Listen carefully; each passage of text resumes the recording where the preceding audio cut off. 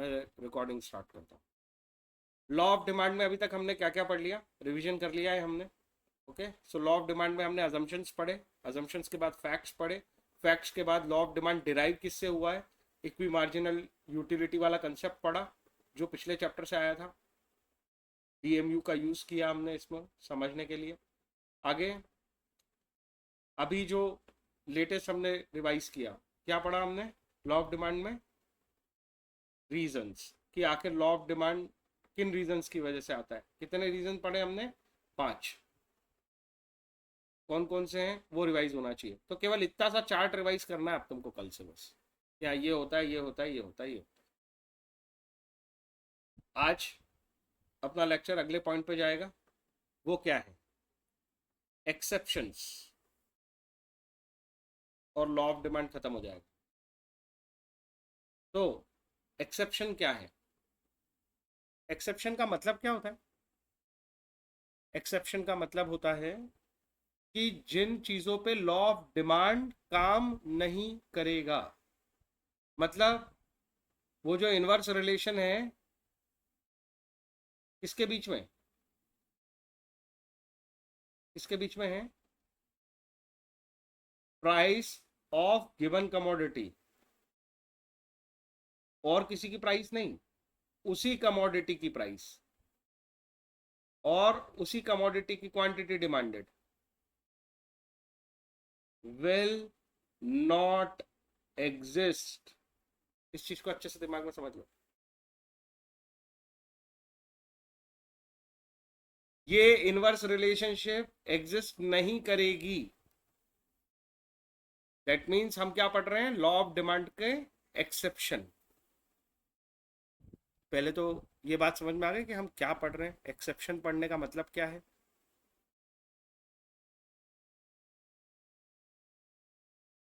अगर inverse relation नहीं मिलेगा तो क्या मिलेगा फिर सर, इनवर्स की जगह हमें कौन सा रिलेशन मिलेगा, यस, यहाँ पे डायरेक्ट रिलेशन मिलने वाले हैं। मतलब कमोडिटी और उस जब और उसकी प्राइस दोनों को सोचो, और जब प्राइस बढ़ेगी तो क्वांटिटी डिमांड ऑफ कमोडिटी बढ़ जाएगी। यहाँ डायरेक्ट रिलेशन मिलने वाले हैं। ऐसे कुछ गुड्स के बारे में हम पढ़ने वाले हैं, और उनमें पहला जो गुड है वो है गिफन गुड्स। सर गिफन का इंग्लिश में मतलब मीनिंग क्या होता है, गिफन मीन्स व्हाट। तो गिफन मीन्स नथिंग, ये फिलोसोफर का नाम है। तुम्हें मेरी बात समझे क्या, जिसने ये थ्योरी दी ना, उस बंदे का नाम है गिफन, सरनेम है मतलब उसका। वो देखो तुम्हें लास्ट में पेज में दिखेगा उसका नाम। A paradox which is first observed bye sir Robert Giffen. England के होंगे भाई साहब, वहां पे लिखते हैं सर, वो इसलिए लिखा है सर। सो उन्होंने ये पहली बार ऑब्जर्व किया, और ऑब्जर्व करके डॉक्यूमेंट किया कि कुछ गुड्स पे अजीब सा बिहेवियर देखने को मिल रहा है। अजीब से बिहेवियर का मतलब क्या होगा, हम पूरा जो थ्योरी पढ़ने वाले ना उसका आंसर हमको पहले ही पता है। अजीब सा बिहेवियर देखने को मिल रहा है मतलब कि हमें क्या देखने को मिलेगा, डायरेक्ट रिलेशन। मतलब कमोडिटी की प्राइस बढ़ रही होगी और लोग उसकी क्वांटिटी डिमांड भी बढ़ा रहे होंगे। Are you getting my point, yes और नो।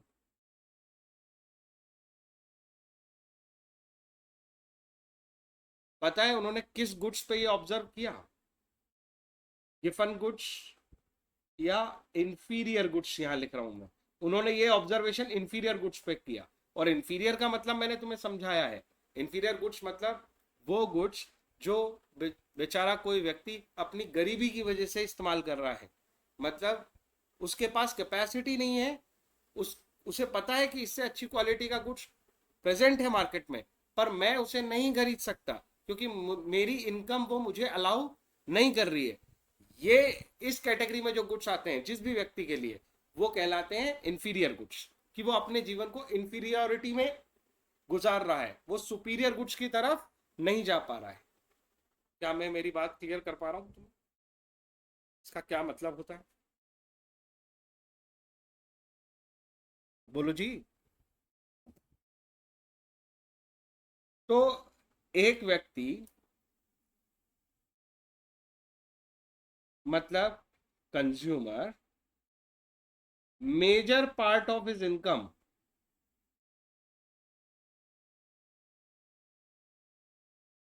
स्पेंड करता है।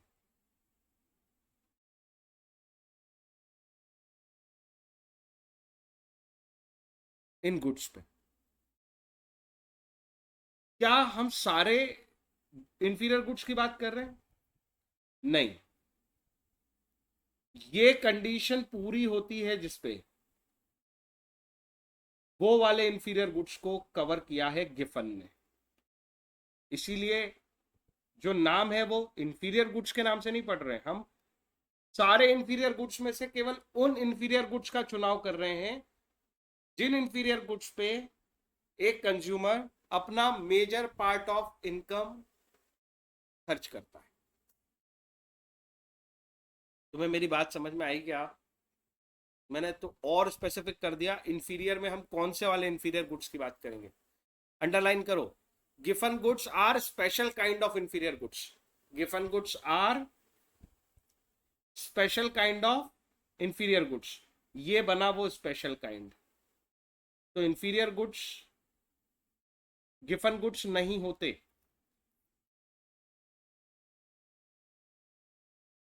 मेरी भाषा में समझाऊं, एक बड़ा बलून है, इंफीरियर गुड्स, उसके अंदर एक छोटा बलून है, गिफन गुड्स।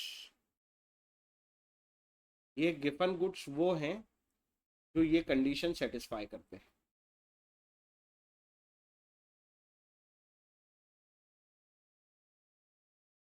ये समझाने नहीं वाले हैं ठीक से स्कूल में, मैं अभी बता रहा हूँ।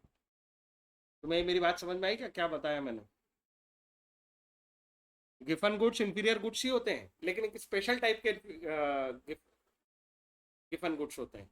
वो गुड्स होते हैं जिनमें ऐसे इंफीरियर गुड्स जिसपे कंज्यूमर अपना इनकम का मेजर पार्ट खर्च करता है। मेजर पार्ट मतलब समझते हो, उसकी इनकम अगर 100% है तो काफी सब्सटेंशियल पोर्शन, बाकी के खर्चे छोटे छोटे हैं, है ना। किसी कोई खर्चा जैसे एजुकेशन पे वो 2% खर्च कर रहा है ना, और क्लोथिंग पे वो सपोज 10% खर्च कर रहा है, और खाने पीने पे सपोज वो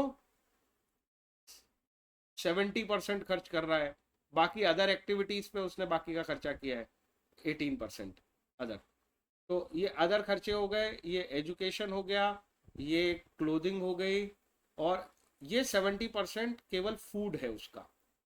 तो वो गरीब लोग जो फूड पे बहुत ज़्यादा डिपेंड होते हैं और अपने दिन भर की कमाई का मेजर पोर्शन वो अपने फूड पे खर्च करते हैं, सब खाना खाने पे खर्च करते हैं, तो उनके लिए फूड वो बदलना चाहते हैं, बट वो इंफीरियर गुड्स है उनका। लेकिन क्योंकि वो मेजोरिटी पोर्शन इस पर खर्च कर रहे हैं, तो वो बहुत अजीब बिहेव करेंगे जब फूड की प्राइस महंगी होगी। मैं अभी दिखाऊंगा क्या करेंगे वो।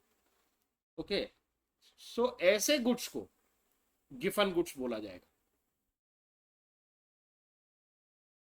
चलो बताओ मुझे, इसका स्क्रीनशॉट ले लो, और या बाद में नोट्स बनाओगे तब कर लेना। हाँ, बताओ मुझे, क्या तुम मेरी बात से सहमत हो गए हो, डाइजेस्ट हो गई ये बात?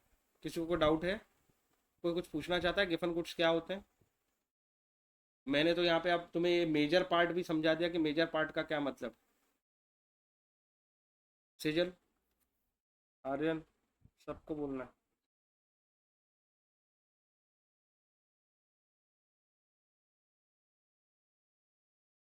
लक्ष्य और प्रचिति, ठीक है। अब देखो,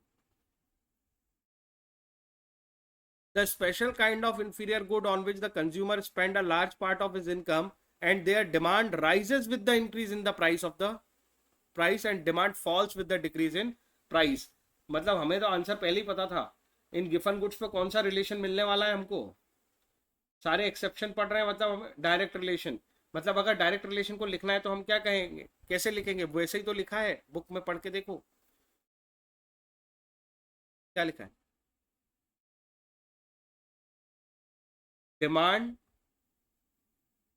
of Giffen goods will rise with increase in price and vice versa, यही तो है direct relation.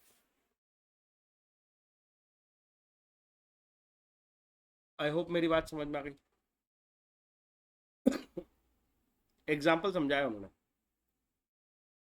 In our country it is often seen that when the price of coarse cereals like jowar bajra falls, जब ये सस्ते होते हैं, consumer have tendency to spend less. तो जब ये सस्ते हो जाते हैं तो उनके प्राइस में अगर वीट आ जाएगा तो लोग वीट और राइस पे शिफ्ट हो जाएंगे। अरे बोलो जी बोलो, हाँ या ना।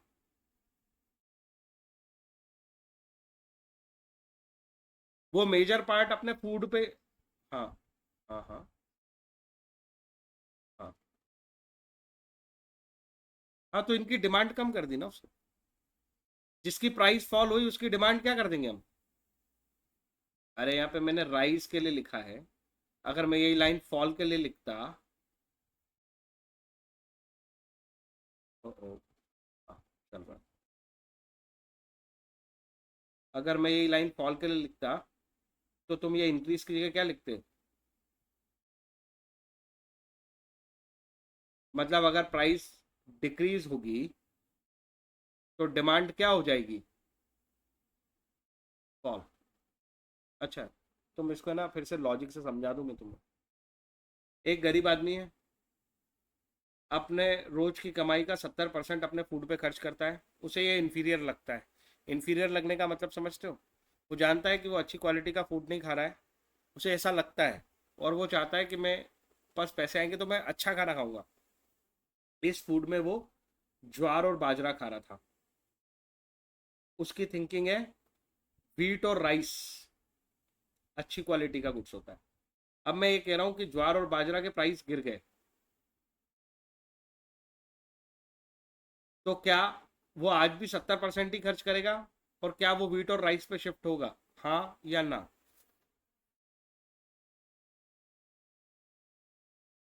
तो लक्ष्य और बाकी लोग क्या कहते हो, मेरी बात समझ में आई या नहीं आई। ओके। ठीक है, अच्छा लगा तुमने थोड़ा कुछ तो बोला कि हाँ ये नहीं, ये ऐसा कैसे कर रहे हो। चलो अगली बात करते हैं। ये देखो गिफन पैराडॉक्स उसने ना कहाँ से ढूंढा है, वो कहानी लिखी है।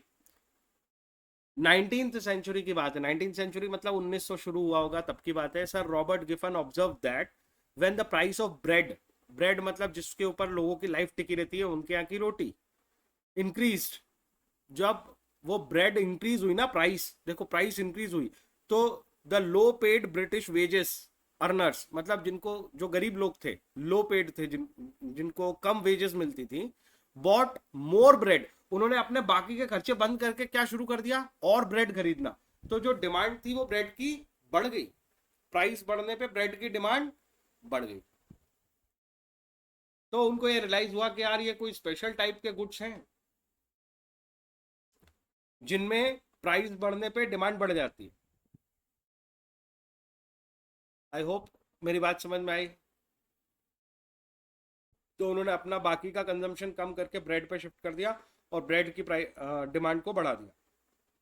यहीं से उन्होंने एक्सेप्शन ढूंढा है। आगे चलते हैं। तो ये याद करने की या रटने की जरूरत नहीं है। मेन चीज है गिफन गुड्स को डिफाइन करना आना चाहिए तुम्हें। क्या तुम डिफाइन कर सकते हो गिफन गुड्स को, क्या होते हैं गिफन गुड्स। क्या सिर्फ इंफीरियर गुड्स लिख देंगे तो चल जाएगा, अकेला ये वर्ड से काम चल जाएगा।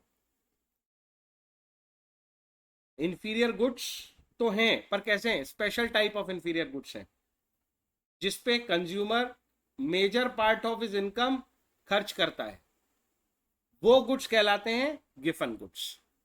और उनके ऊपर ही एक्सेप्शन है, सारे इंफीरियर गुड्स पे एक्सेप्शन नहीं है लॉ ऑफ डिमांड का। तो पहला एक्सेप्शन पढ़ लिया हमने, गिफन गुड्स। दूसरा एक्सेप्शन पढ़ेंगे, इसको थोड़ा नई जगह शुरू करता हूं। स्टेटस सिंबल, बहुत ही सिंपल सिंपल पॉइंट है यार। अब स्टेटस सिंबल,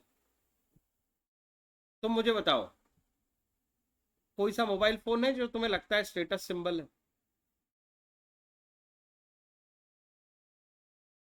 हाँ, लोगों ने बना रखा है। क्यों? एप्पल का मोबाइल क्यों चाहिए? बोले जिसके हाथ में होता है उसका अच्छा स्टेटस दिखता है। ऐसे ही और भी लोगों को शौक होते हैं स्टेटस सिंबल के। और कौन से गुड्स पता है तुम्हें? जैसे डायमंड। अब डायमंड क्यों पहनते हैं लोग?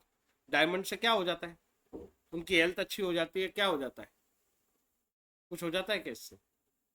पर लोगों ने डायमंड को भी क्या बना रखा है? Status symbol. तो इसके एग्जाम्पल में तुम डायमंड याद रख सकते हो। डायमंड अगर थोड़ा बहुत महंगा हो जाए तो क्या उसकी डिमांड कम हो जाएगी? इफ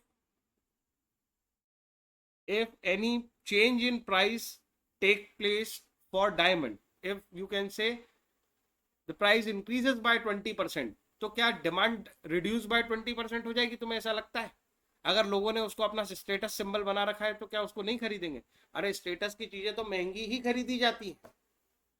उसका तो लॉजिक ही ये है। दिखावा करना है तो आपको तो महंगी खरीदनी है ना। तो अगर प्राइस बढ़ भी जाएगी तो डिमांड कम नहीं हो जाती इनकी। तो ये भी क्या है? डायरेक्ट रिलेशन है। प्राइस बढ़ेगी उतना लोग स्टेटस सिंबल के नाम पे उन गुड्स को खरीदेंगे।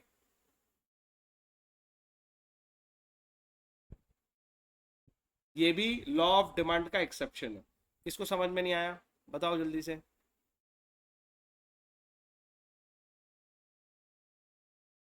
हेलो? सबको आ गया? ये एक वर्ड और यूज हो रहा है इसमें, देखो। स्टेटस सिंबल के अलावा इसको लिखा जा रहा है गुड्स ऑफ ऑस्टेंटेशन। ऑस्टेंटेशन करना मतलब दिखावा करना। सिंपल। ठीक है। गुड्स ऑफ ऑस्टेंटेशन एक और नाम है इसका, और कुछ नहीं। तो ये exception to law of demand है। लॉ ऑफ डिमांड मतलब इनवर्स रिलेशन ये फॉलो नहीं करता। यहाँ पे प्राइस बढ़ेगी उतनी प्रेस्टीज बढ़ेगी। जितना महंगा होता जाएगा उतनी प्रेस्टीज बढ़ती जाएगी। तो इनकी डिमांड फॉल नहीं करती प्राइस इंक्रीज होने से। आगे चलते हैं। पर सिर्फ महंगे गुड्स के लिए नहीं बोल रहा हूं मैं, हाँ, कि बहुत महंगे गुड्स होते हैं उनके लिए ये रूल है। कंफ्यूज मत हो ना। मैंने बोला जिन महंगे गुड्स को लोग अपना स्टेटस बनाते हैं उनका स्टेटस सिंबल होना जरूरी है। सिर्फ महंगे होने से नहीं चलता है।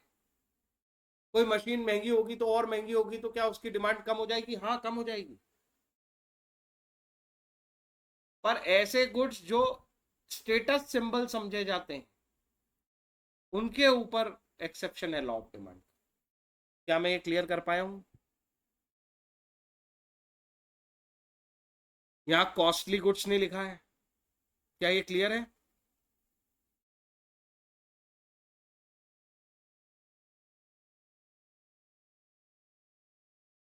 तुम कॉस्टली गुड्स के लिए मत समझ लेना कि एक्सेप्शन होता है। अरे बोलो बोलो बोलो।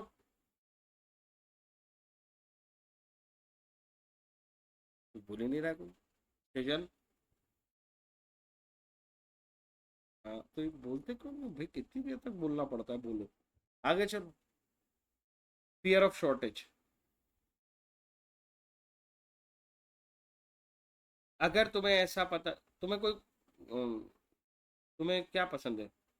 कौन सा फूड पसंद है तुमको? सपोज कोई फ्रूट पसंद है, फ्रूट तुम्हें, ठीक है, और उपवास चल रहे हो। अभी चल रहे हैं ना? तो हमारी फास्टिंग चल रही है और कोई फ्रूट है जो हमको पसंद है और वो फ्रूट खा सकते हैं उपवास में। एग्जाम्पल के लिए बोल रहा हूँ। तुम्हें पता चले कि कल शायद उज्जैन में वो फ्रूट मिलेगा नहीं, या परसों नहीं मिलेगा, या कम मिलेगा, तो क्या होगा? तुम्हें क्या लगता है? क्या होगा? हाँ, और बाजार में प्राइस बढ़ती जाएगी तो भी लोग खरीदते जाएंगे, उनको स्टॉक चाहिए। अगर किसी चीज का शॉर्टेज फील हो जाए ना लोगों को, तो उसका वो स्टॉक करके रखना शुरू कर देते हैं। ये आदत तुमने लोगों में देखी है, हाँ या ना? अरे ये सब कहानी छोड़ो, और अच्छी एग्जांपल पे समझाता हूँ। पेट्रोल। कल मैं कह रहा हूँ कि अगले 10 दिन उज्जैन में वो टैंकरों की हड़ताल है, पेट्रोल नहीं आएगा उज्जैन में। क्या लगता है क्या होगा? फटाफट जाके लोग डिमांड स्टोर करके रख लेंगे, अपनी गाड़ी को फुल टैंक करा लेंगे, अपनी व्हीकल को फुल टैंक करा लेंगे। बोले पता नहीं 10 दिन तक नहीं आएगा पेट्रोल तो क्या होगा? Are you getting my point? Yes और नो? बताओ जल्दी से। तो ये जो फियर ऑफ शॉर्टेज है, ये भी डायरेक्ट रिलेशन बनवा देता है। प्राइस महंगी हो भी रही हो, मतलब प्राइस बढ़ भी रही हो, प्राइस इंक्रीज हो भी रही हो किसी गुड्स की, फिर भी लोग उसकी डिमांड बढ़ाते जाते हैं। चौथा, ये तुम्हारे जैसे लोगों के लिए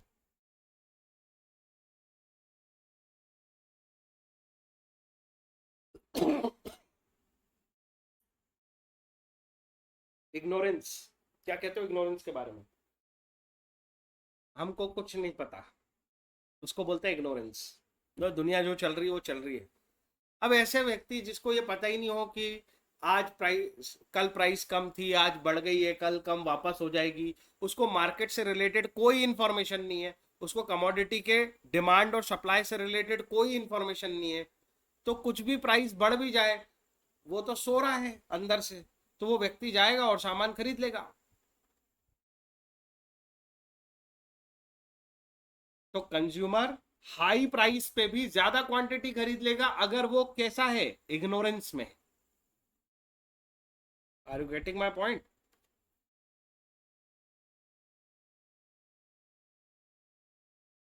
high quantity at high price,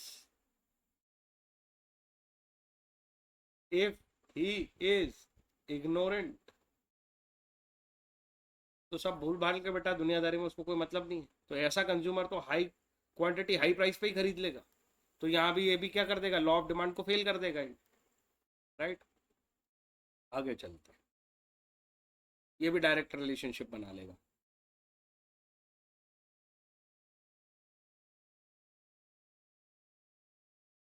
अगला जो कैटेगरी है वो है फैशन रिलेटेड। फैशन में तो लोग बर्बाद हैं ही, और फैशनेबल चीज़ें अपने आप महंगी होती हैं, क्योंकि फैशन, कोई सेलिब्रिटी ने पहन लिया कुछ, वो फैशन बन जाता है, और फैशन बनने के बाद उसकी प्राइस बढ़ जाती है, और फिर उस बढ़ी हुई प्राइस पे लोग डिमांड बढ़ा देते हैं। अरे हाँ कि ना? फैशन रिलेटेड गुड्स भी लॉ ऑफ डिमांड को फेल कर देता है। सब में यही समझाना है कि जो जो गुड्स फैशन से रिलेटेड होता है वो लॉ ऑफ डिमांड फॉलो नहीं करता, इसका मतलब प्राइस राइज होने पर भी उसकी डिमांड कम नहीं होती। ऐसा समझा दो तो लॉ ऑफ डिमांड फेल हो गया, क्योंकि लॉ ऑफ डिमांड कहता है इनवर्स रिलेशन होना चाहिए, प्राइस राइज होने पे क्वांटिटी डिमांड को कम होना चाहिए। फैशन रिलेटेड गुड्स की प्राइस राइज होने पे भी क्वांटिटी डिमांड कम नहीं होती। आगे चलो, सब में ऐसे ही समझाना है, वन लाइन टू लाइन में। अगला है नेसेसिटी ऑफ लाइफ। ये तो मैं बहुत समय से समझा रहा हूँ तुम्हें। लाइफ सेविंग ड्रग्स, दवाइयाँ, ये महंगी हो भी जाएंगी, प्राइस का राइज हो भी जाए, प्राइस का राइज हो भी जाए तो भी क्वांटिटी डिमांडेड कम हो जाएगी क्या? क्या लगता है? तो इसमें एक लाइफ सेविंग ड्रग्स बताया मैंने, बट फूड में भी कुछ आइटम इसमें आते हैं, है ना। जैसे हम जैसे लोग जो इस एरिया में रह रहे हैं, रोटी खाते हैं तो व्हीट, कहीं पे राइस ज़्यादा खाते हैं तो उनके लिए बेसिक राइस है। आगे, चेंजेस इन वेदर। अगेन, तुम मुझे बताओ, बारिश में छाते महंगे हो जाते हैं तो लोग खरीदना बंद कर दें? ठंड में स्वेटर महंगे हो जाते हैं तो लोग खरीदना बंद कर दें? और वो ऑफ सीजन सेल बाद में निकालते हैं इसीलिए, क्योंकि अपने सीजन में तो वो अच्छा ही महंगा बेचते हैं, महंगा करते जाते हैं जैसे जैसे डिमांड बढ़ती जाती है। गर्मी में कूलर सस्ता हो जाता है क्या? हाँ, तो वेदर में जब बहुत गर्मी लग रही है, कूलर कितने महंगे हो जाते हैं। शॉर्टेज हो गई थी इस साल अपनी सिटी में, तो कूलर मिल नहीं रहे थे, इतने बना नहीं पा रही थी आसपास की फैक्ट्रीज कि हमारी डिमांड पूरी कर दे। तो ये क्या है, चेंज इन वेदर। जब वेदर इस तरह से चेंज होता है कि लोगों के पास उसकी तैयारी नहीं होती, और उस सिचुएशन में प्राइसेस बढ़ जाने पे भी लोग अपनी डिमांड को कम नहीं करते, इसका मतलब लॉ ऑफ डिमांड फेल हो जाता है, इनवर्स रिलेशन एग्जिस्ट नहीं करता। जहां पे प्राइस राइज हो रही है वहां पे डिमांड भी राइज होती रहती है। किसको मेरी बात समझ में नहीं आई? पूछो।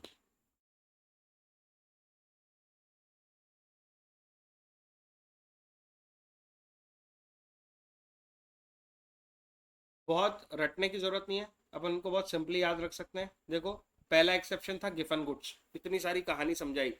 बस एक चीज याद रखो, क्या गिफन गुड्स का मतलब इंफीरियर गुड्स होता है या special kind of inferior good होता है? स्पेशल स्पेशल काइंड का मतलब क्या है?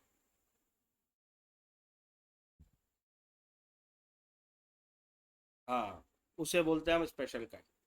इसके अलावा कौन से गुड्स होते हैं जिन पर लॉ ऑफ डिमांड असर नहीं डालता? डायमंड एग्जांपल याद रख लो, तो याद आ जाएगा तुम्हें स्टेटस सिंबल। पेट्रोल याद रख लो, फियर ऑफ शॉर्टेज। इग्नोरेंस याद रख लो, खुद को याद करो तो इग्नोरेंस याद आएगा। फैशन रिलेटेड गुड्स, सेलिब्रिटी जो पहन ले। नेसेसिटी ऑफ लाइफ, दवाइयाँ और चेंजेस इन वेदर। सबसे सिंपल तरीका कि ठंड में तो स्वेटर खरीदना ही पड़ेगा, चाहे जितनी भी ठंड लगे। आई होप इजी है टॉपिक, कुछ खास इसमें रटने की जरूरत नहीं है। पर ये एग्जामिनर का बहुत फेवरेट क्वेश्चन है। मैं तो कहता हूँ पूरे लॉ ऑफ डिमांड का सबसे फेवरेट क्वेश्चन एग्जामिनर का यही होता है। ज्यादातर समय वो यही पूछता है, what are the exceptions to law of demand. तो एग्जाम में इसकी तैयारी करके जाना, ये आएगा। कोई दिक्कत? किसी को कोई समस्या हो तो बताओ जल्दी। गिफन गुड्स के ऊपर भी कोई पूछ सकता है कि मैं तो बहुत टफ पूछूंगा, बच्चों को नहीं आया है। हाँ, तो वो गिफन गुड्स उसकी कैटेगरी में आएगा। लॉ ऑफ डिमांड के फैक्ट्स पे क्वेश्चन आते हैं और ये एक्सेप्शन पे सबसे ज्यादा इसी पे आते हैं। वो डेरिवेशन पे इतने क्वेश्चंस नहीं आते, तो इसलिए तुम उसे अगर समझ में ना आए तो अभी बहुत प्रेशर मत लेना, लेकिन बाद में पढ़ लेना उसको फाइनल एग्जाम के लिए। हाँ, वो मेरे को पता था क्योंकि वो समझाना पड़ेगा, ऐसे कैसे हो जाएगा वो। ठीक है, ये गिफन गुड्स वाली बात तो अच्छे से समझ में आ गई ना? इस पे आएगा वो इसको तो खींचेंगे, बोलेंगे ये तो रट्टा मार सकते हैं। ठीक है, आगे चलते हैं। इसमें मेरे पास फोटो यहीं तक है क्या बस? हम्म,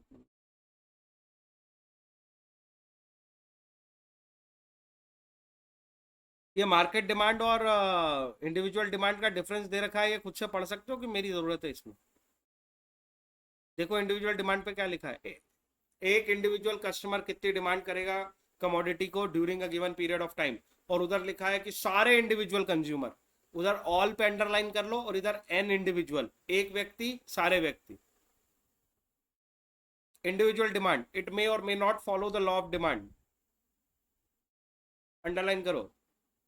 market demand, it always follow the law of demand, 3 star लगा लो इस पे। ये जितने अपन ने एक्सेप्शन पढ़े हैं ये केवल किसके लिए हैं? इंडिविजुअल व्यक्ति के लिए। टेस्ट एंड प्रेफरेंस किसी इंडिविजुअल का बदलता है। मार्केट में एग्रीगेट बेसिस पे तो सारी चीजें लॉ ऑफ डिमांड को लगभग फॉलो कर रही होती हैं, तो इसलिए वहां लिखा है ऑलवेज। मार्केट डिमांड के केस में लॉ ऑफ डिमांड ऑलवेज लगता है, और इंडिविजुअल डिमांड के केस में लॉ ऑफ डिमांड लग भी सकता है और नहीं भी लग सकता है, डिपेंड करता है गुड्स के ऊपर। बोलो जी बोलो। हाँ, मैं स्क्रीन ला रहा हूँ। क्या मेरी बात से समझ में आई? इंडिविजुअल डिमांड के केस में लॉ ऑफ डिमांड लग भी सकता है और नहीं भी लगेगा, पर मार्केट डिमांड के केस में लॉ ऑफ डिमांड हमेशा लगेगा। मार्केट के लिए कोई गुड्स गिफन नहीं होता। मार्केट के लिए एक व्यक्ति का टेस्ट एंड प्रेफरेंस सबका टेस्ट एंड प्रेफरेंस नहीं होता। मार्केट के लिए एक व्यक्ति का स्टेटस सिंबल सबका स्टेटस सिंबल नहीं होता। इस वजह से वहां पे लॉ ऑफ डिमांड लग ही जाता है। लेकिन इंडिविजुअल व्यक्ति अपने लिए टेस्ट एंड प्रेफरेंस तय करता है, अपने फैशनेबल आइटम तय करता है। इस वजह से वहां पे थोड़ा प्रॉब्लम आती है, इस वजह से कभी कभी वहां लॉ ऑफ डिमांड नहीं लगता और exceptions to law of demand देखने को मिलते हैं। ये दूसरे पॉइंट की वजह से ये पूरा ये चार्ट काम का है, बाकी तो तुमको समझ में आ ही रहा है, उसमें कोई खास बात नहीं है।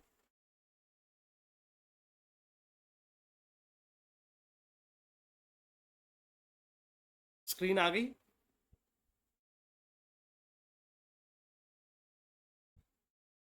ठीक है। आगे का फोटो भेजोगे या क्या करोगे? अगला टॉपिक क्या है? हाँ, जरा फोटो भेजो फटाफट। इसको समझाने के लिए मेरे को स्क्रीन शेयर करूंगा, इसका फोटो ले। हम्म। बच्चों जैसा टॉपिक है, 10-15 मिनट में खत्म हो जाएंगे बहुत सारे पेज। टॉपिक का पूरा भेजना, जो भी टॉपिक का भेज रहे हो, आधा अधूरा मत भेजना। कौन भेज रहा है? तेजन ने भेज दिया। ओके, एक सेकंड। आज हम इसमें थोड़ा कुछ नया करेंगे। हम्म, मैं स्क्रीन शेयर कर रहा हूँ।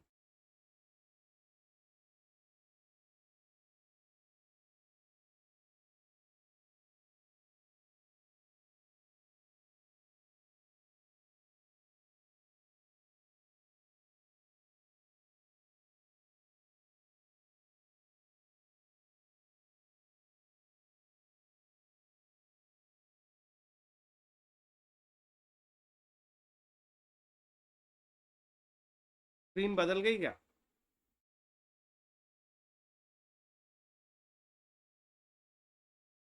एक सेकंड ना।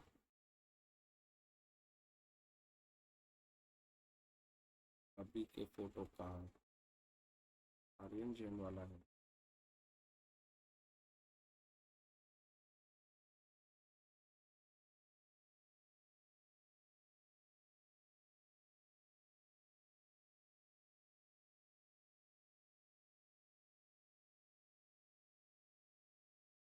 हम्म, देखो, movement along the demand curve. ठीक है, एक सेकंड, मुझे इसको ना, इसको समझाने के लिए रिकॉर्डिंग स्टॉप कर देता हूँ।